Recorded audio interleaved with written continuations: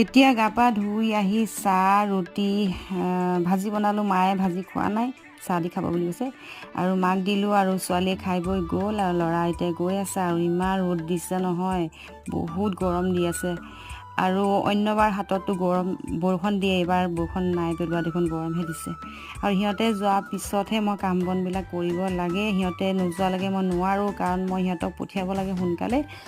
আৰু হাত লগা কাৰণে মই এইকেইদিন ধৰি গোঁসাই চাকি বন্তি দিবলগীয়া হোৱা নাই। সেইটো কাৰণে সময় পাইছোঁ অকণমান, আৰু বেয়াও লাগি আছে মনটো, গোঁসাই চাকি বন্তি দিব পাৰি থকা নাই। আৰু একেবাৰে পৰহিলৰ পৰা দিব পাৰিম। আৰু এতিয়া মায়ে মানে নিৰামিষ খায়, মাৰ কাৰণে নিৰামিষ বনাব লাগিব।